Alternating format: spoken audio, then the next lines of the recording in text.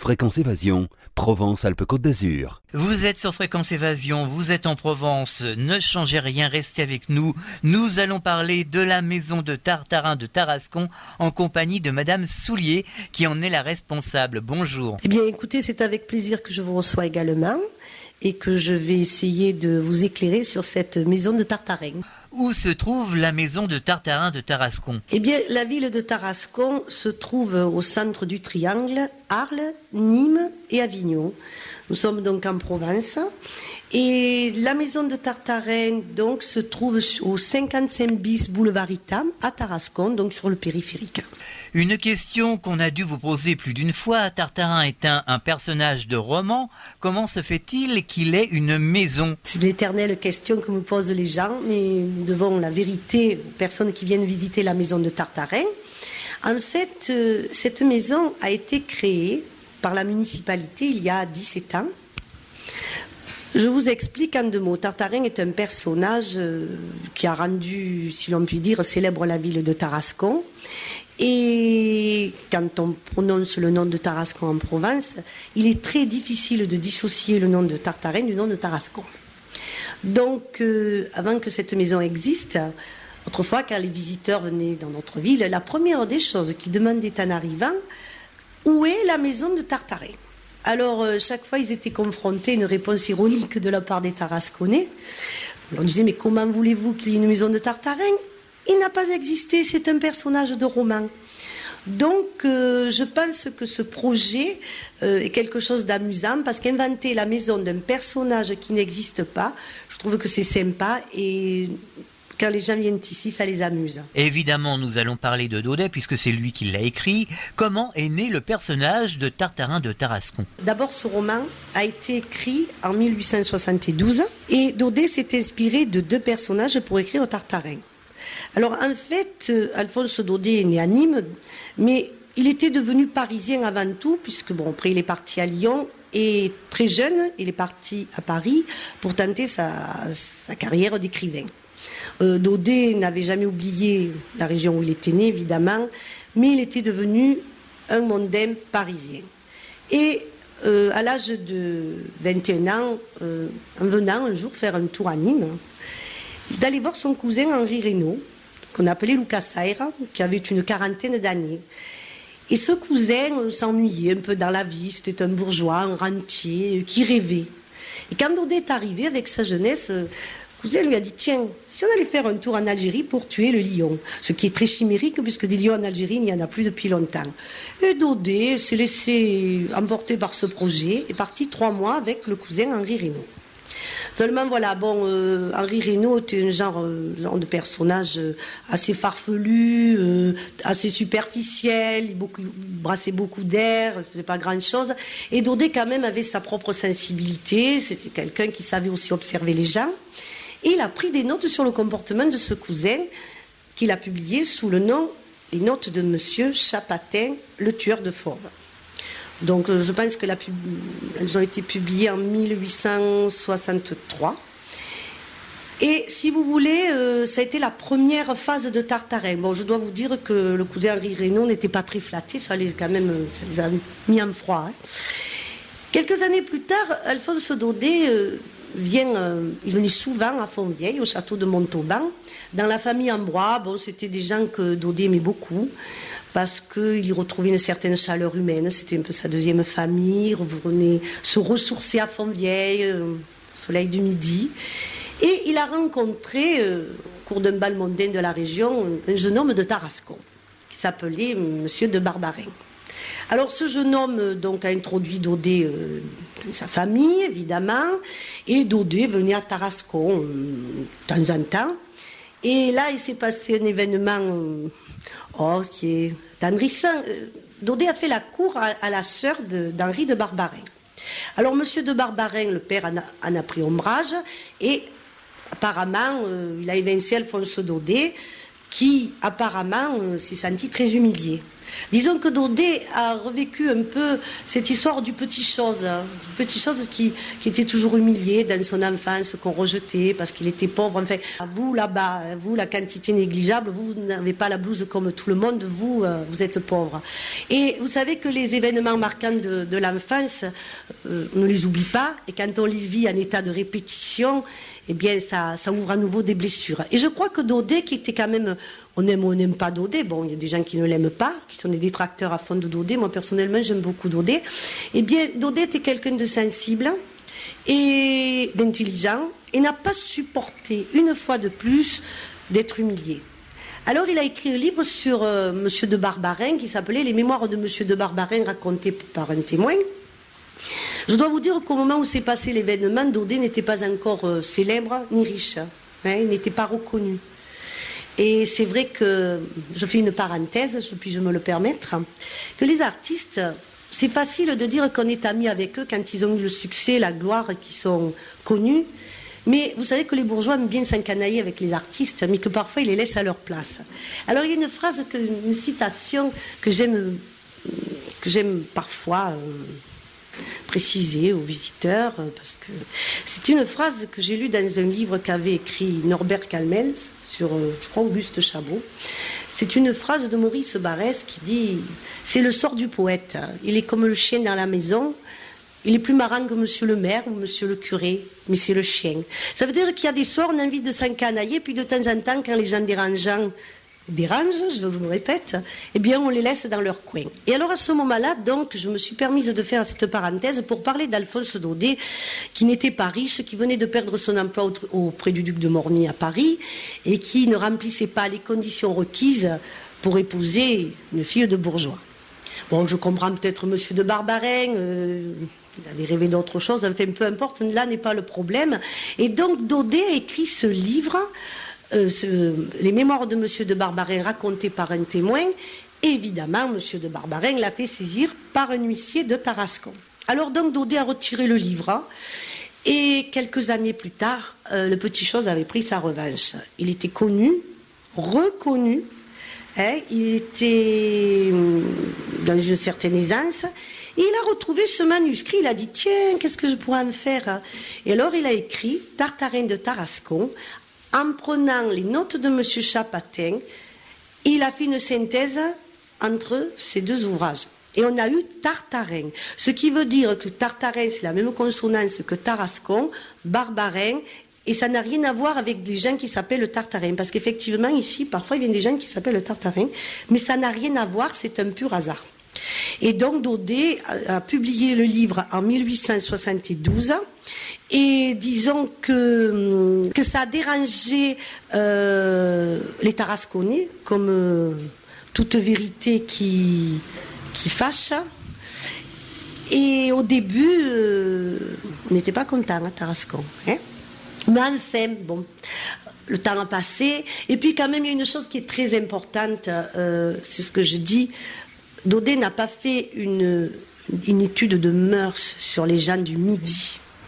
Donc, Tartarin est avant tout un roman pour adultes. Alors, ce qui est regrettable, c'est qu'on nous le fait étudier parmi les programmes de Daudet, en principe en 5e, et après, on le met de côté. Personnellement, ça ne m'avait pas intéressé quand j'étais adolescente. Et c'est un livre qu'on met de côté parce qu'on pense que ça fait partie de la littérature enfantine. Alors qu'en fait, c'est une œuvre qui est extraordinaire, qui est une étude de mœurs sur beaucoup de facettes de la personnalité humaine. Je précise qu'ils ne sont pas spécifiques aux gens du Midi. Daudet a fait une étude de mœurs sur la bêtise, l'orgueil, la vantardise, la prétention, la lâcheté, malheureusement la mythomanie, l'illusion. On retrouve à travers ce personnage de Tartarin un grand enfant qui s'ennuyait, qui était un notable de l'époque, qui était désœuvré et qui recherchait peut-être un sens à sa vie et qui était surtout à la recherche de sa personnalité. Alors, Tartarin, c'était quelqu'un qui avait besoin d'exister, d'être aimé, de prouver, d'être reconnu et qui avait besoin de raconter des choses extraordinaires pour qu'on s'intéresse à lui. Tartarin, donc, lisait des romans de chasse aux fauves. Et après, il allait les raconter aux Tarasconnais comme s'il les avait vécus, il croyait les avoir vécus. En fait, Tartarin était quelqu'un qui trompait les autres, mais surtout qui se trompait lui-même. Évidemment, Tartarin était obligé d'aller jusqu'au bout de son rêve et surtout de sauver sa crédibilité. Parce que je dois vous dire que le jour où le bruit a couru dans Tarascon que Tartarin devait partir à la chasse aux lions, alors que des lions en Algérie, il n'y en avait plus, eh bien, Tartarin s'est retrouvé confronté à la réalité. C'est-à-dire, il y avait deux personnages dans Tartarin. Il y avait le Tartarin Sancho et le Tartarin Quichotte. Tartarin Sancho, c'est celui qu'il était réellement, avec sa vie de pantouflard, sa quiétude. Et le Tartarin Quichotte, de temps en temps, venait chatouiller le Tartarin Sancho et le dévergonder, lui dire « Allez, réveille-toi, vas-y, pars à l'aventure ». Et alors, à ce moment-là, il était pris de rêves fous, de désirs, de délire. Il avait envie d'être un grand héros. Et c'est pour ça qu'il s'identifiait à ces personnages de romans qui le faisaient rêver. Parce qu'en fait, Tartarin aurait bien aimé être, mais il n'était pas. Et quand il a fallu qu'il parte, il a eu peur. Il fallait passer du rêve à la réalité. Il ne partait jamais. Et quand les Tarasconnais s'en sont rendus compte, ils ont commencé à douter sur lui. Et le commandant Bravida est venu, lui a dit « Ça suffit, monsieur Tartarin, maintenant vous devez partir, sinon votre honneur est perdu. » Et Tartarin est parti, contraint et forcé. Mais aussitôt arrivé en Algérie, il a peut-être un peu oublié pourquoi il était venu. Vous savez, il faisait partie de ces gens qui parlent, qui croient ce qu'ils disent sur le moment et qui oublient dans l'heure qui suit. Alors il a rencontré, pour vous citer des exemples, pour vous dire que l'illusion revient dans chaque situation, il a rencontré une mauresque. Une mauresque baya, alors ça faisait rêver Tartarin, l'exotisme, l'Orient. Bien, cette mauresque, c'était une Marseillaise déguisée en arabe qui passait ses vacances en Algérie. Après, il a rencontré un prince de Monténégro. En fait, c'était un vulgaire escroc qui lui a volé ses bagages. Et Tartarin vivait aussi de crédulité, parce qu'en fait, vous savez, quand on le flattait, il était content. Il aurait eu le plus grand des brigands en face de lui, que Tartarin n'aurait même pas réalisé qu'il avait le plus grand des brigands. À partir du moment où on le flattait, il était content, il ne voyait que des qualités chez les gens. Ce qui est aussi une forme de crédulité. C'était un gentil mythomane, Tartarin. Et puis, son voyage s'est poursuivi en Algérie, toujours à la recherche de ce lion. Et enfin, il a rencontré un lion. Un lion qui était vieux, aveugle, dompté, sacré, tenu en laisse, totalement inoffensif, qui était là par hasard. Et Tartarin, victime du mirage, et encore de l'illusion, croit entendre les rugissements de ce pauvre lion qui ne devait plus rugir depuis longtemps. Il le tue. Et alors, après des formalités bien compliquées, il envoie la peau à Tarascon. Imaginez, à Tarascon, quand les Tarasconnais ont reçu cette peau de lion, eh bien, ils se sont dit, on ne s'est pas trompé. Il nous représente bien à Tarascon, Tartarin. Et quand Tartarin est rentré, évidemment, il avait prévenu du jour de son arrivée, parce que s'il était arrivé dans l'anonymat, c'était triste pour lui, n'est-ce pas? Tout Tarascon était sur le quai de la gare. Et notre Tartarin était comblé, son orgueil était comblé. Ce jour-là, on l'aimait. Tous les gens étaient là pour le recevoir. Et quand on lui a demandé « Alors Tartarin, racontez-nous, racontez-nous !» Le livre de Daudet se termine ainsi par une première phrase d'un futur récit de Tartarin qui dit « Figurez-vous qu'un soir, en plein Sahara, bien, Tartarin avait complètement oublié ce qui lui était arrivé. Il avait oublié qu'un soir, il avait tué un âne dans un champ d'artichauts. Il avait oublié toutes ses mésaventures. Il n'avait retenu que ce qui l'intéressait. Et il n'y a pas de morale à cette histoire. Parce qu'on imagine d'abord, d'une part, que Tartarin va étoffer d'affabulation ce récit jusqu'à la fin de sa vie, conforté par ce qu'il a fait. Et puis, il continuera à tromper les autres.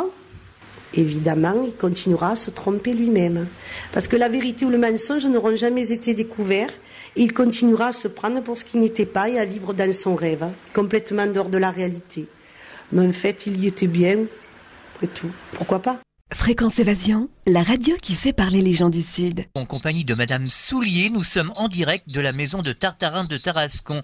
Madame Soulier, alors, ce Tartarin de Tarascon a largement inspiré les pièces de théâtre, le cinéma, ne serait-ce qu'avec Rému. Est-ce que vous pourriez nous en parler en quelques mots? Écoutez, ça me sera un petit peu difficile, mais apparemment, je pense que l'œuvre cinématographique ne soit pas une grande réussite, même s'il y a eu des grands acteurs. Parce qu'à mon avis, Tartarin est un roman et ça doit être lu, c'est subjectif, et on doit l'interpréter suivant sa propre sensibilité. Je me souviens quand on a tourné Tartarin de Tarascon, j'étais encore jeune, c'était avec Francis Blanche. Alors on avait remué toute la ville, ça nous avait occupé pendant un mois. Vous savez, quand on est enfant, c'est merveilleux. J'étais adolescente à l'époque, c'est merveilleux. On faisait signer des autographes, on tournait autour du cirque, on tournait. Mais quand je l'ai vu, quelle déception. Mais quelle déception. Je crois que le rendu de Tartarin ne peut passer qu'à travers le texte, à travers les mots de Daudet, à travers ce qu'on en fait personnellement. Voilà. Tout ce qui est pièces de théâtre, j'ai eu l'occasion d'en voir une ou deux. Non, enfin, ça c'est mon opinion personnelle, mais Tartarin, il faut le lire. Alors ici au musée, à la maison de Tartarin de Tarascon, comment avez-vous retracé son histoire? Eh bien, il y a 3 pièces donc, qui représentent des scènes du roman. Donc vous avez le salon, qui est à mon avis la pièce la plus représentative, parce qu'il y a toute cette décoration orientaliste, tout ce qui a été cher à Tartarel, les fusils, les couteaux de chasse, les peaux de... Il n'y a pas la peau de lion, mais il y a la tête d'un tigre. Bon, ça c'est très représentatif de la pièce que devait certainement aimer le plus Tartarin, son bureau. Puis au premier étage, vous avez la chambre de ce Tartarin qui tremble dans son lit parce qu'il a peur d'être dévoré par les lions. Il faisait des cauchemars avant de partir en Algérie. Puis alors il y a une pièce qui en face le salon où Tartarin... En fait, cette scène se passe en vérité chez les Bézuquet. C'était quand Tartarin prétendait connaître un air d'opéra. Vous savez, Daudet qui utilise l'ironie du début jusqu'à la fin, ne fait pas de cadeau à l'être humain, parce que Daudet c'est quand même quelqu'un qui a souffert. Et je crois qu'il y déverse aussi un peu d'amertume dans Tartarin. Eh bien, Daudet raconte que les Tarasconnais se réunissaient dans la veillée tous les soirs, il n'y avait pas la télé à l'époque, et tous les Tarasconnais chantaient tous les soirs un air, et chaque Tarasconnais avait son air et ne prenait pas l'air du voisin. Alors, Tartarin, qui bien sûr était orgueilleux, connaissait, lui, tous les airs, et notamment un extrait d'opéra, pas n'importe quoi, un extrait de Robert le Diable de Meyerbeer. Et évidemment, le soir, il se mettait auprès de Madame Bézuquet, qui se tenait au piano, et tous les Tarasconnais lui disaient « Monsieur Tartarin, chantez-nous un air d'opéra, chantez-nous un air d'opéra ». Il faisait illusion, le Tartarin de Tarascon. Et il passait un mauvais moment parce qu'en fait, il ne connaissait pas du tout, il ne savait pas le chanter, cet air qu'on lui demandait. Il s'épongeait le front, et avant qu'il ait entonné quoi que ce soit, eh bien, on avait l'illusion de l'avoir entendu et on l'applaudissait alors qu'il n'avait rien chanté. Et il sortait de chez les Bézuquet, il allait au cercle des chasseurs tarasconnais, il s'affalait sur une chaise en s'épongeant le front et disait « Ah mes amis, je n'en peux plus, je viens de chanter un air de Robert le Diable ». Et il y croyait l'avoir chanté. Et je trouve ça extraordinaire. Vraiment à l'image de Tartarin, qui n'était quand même pas modeste, qui était quand même orgueilleux. Il a une forme d'orgueil, Tartarin. C'était Monsieur Tartarin, le roi des Tarasconnais, comme dit si bien Daudet. D'ailleurs, il paraît que Daudet s'est énormément amusé en écrivant Tartarin de Tarascon. Il s'est défoulé et il a vraiment analysé l'être humain tel qu'il est. Je pense que c'est même pas dans Tartarin. Au niveau des lettres de Montmoulin, c'est quand même quelque chose d'extraordinaire. Alors ici, à la maison de Tartarin de Tarascon, est-ce que vous faites de temps en temps des expositions temporaires? Non, pas du tout. C'est un lieu qui est permanent, mais on ne fait jamais d'exposition temporaire. En plus, ça pose des problèmes de place. C'est arrivé une fois. Une fois, on avait exposé un peintre. Mais enfin, je trouve que c'est pas trop l'état d'esprit. Ça doit rester la maison de Tartarin avant tout. Je pense qu'il y a une documentation qui est suffisamment intéressante pour qu'on puisse s'y arrêter dessus et la lire. Et non, ce n'est pas la place de... Sauf si c'était peut-être des expositions sur Daudet, mais le seul problème de cette maison de Tartarin, c'est qu'elle est petite et dès qu'on bouge quelque chose, c'est un problème. Avez-vous des projets pour la maison de Tartarin de Tarascon? Nous avons une nouvelle directrice à l'Office du tourisme, Marilyn Faubé, qui, je pense, a pas mal de projets donc, sur la ville. Il y aura une évolution pour la maison de Tartarin. Vous avez un message à faire passer à nos auditeurs afin de les inciter à venir découvrir cette maison de Tartarin de Tarascon? Eh bien, écoutez, j'ai un message à leur passer. Quand ils passeront, qu'ils viendront du Vaucluse pour aller sur le Gard, eh bien, qu'ils fassent le détour par Tarascon et qu'ils ne passent pas par le nouveau pont. Ça vaut la peine de passer dans une petite ville, de la découvrir, de s'arrêter, de se promener le long des boulevards pleins de platanes, d'aller voir le château, le centre-ville. Et je pense que quand on est en congé, on n'est pas pressé. Donc venez faire le détour à Tarascon. Donc je vous rappelle les horaires de la maison de Tartarin. C'est ouvert tous les jours sauf le dimanche. Tartarin se repose ce jour-là. Du matin, donc le matin de 10h à midi, 14h, 19h. Et les horaires divers sont applicables à partir du 15 septembre, à savoir que le matin c'est pareil, l'après-midi 13h30, 17h. La maison de Tartarin est fermée du 15 décembre au 14 mars.